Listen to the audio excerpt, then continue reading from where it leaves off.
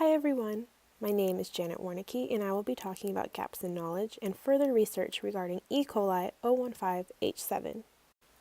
One of the most considerable gaps in knowledge regarding E. coli is due to the difficulty in identifying the source of contamination.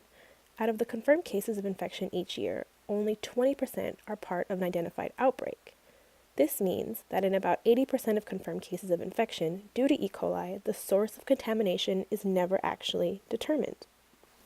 One of the reasons for this is due to discrepancies in the reporting process.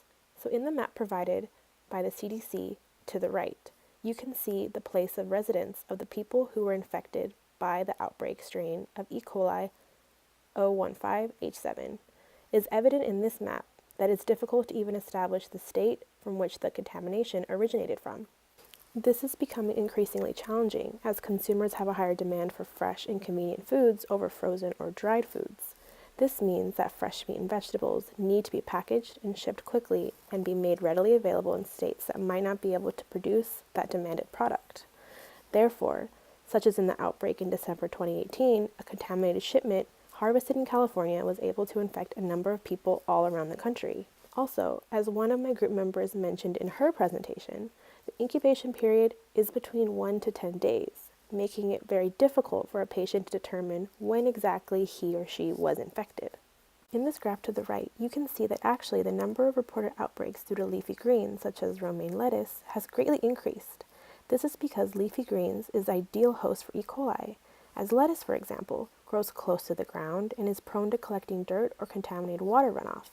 Lettuce also does not naturally have a protective coating or skin like in an onion or in a carrot. Lettuce is also frequently improperly washed, as consumers turn to popular salad spinners or tumblers that actually do not effectively wash their greens. Also, in comparison to other vegetables or meat, leafy greens are usually eaten raw, so bacteria will not be cooked off. And finally, leafy greens are a staple in most people's daily diet and can be found in salad, sandwiches, or burgers, etc., and therefore increasing the chance of infection. If someone eats lettuce twice a day, every day, it may be difficult to identify the source of infection. In order to address this gap in identifying the source, further research needs to be made to improve the surveillance system during both outbreaks and more isolated cases. Also, a greater education system needs to be promoted to inform the public on how to wash and prepare their raw vegetables and meat.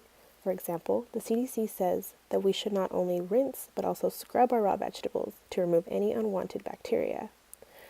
Also, there has been new and incoming research concerning the use of antigen-specific antibodies, or recombinant bacteriophages, that may be used to highlight and detect E. coli on certain products before consumption. Unfortunately, this can be both expensive and tedious.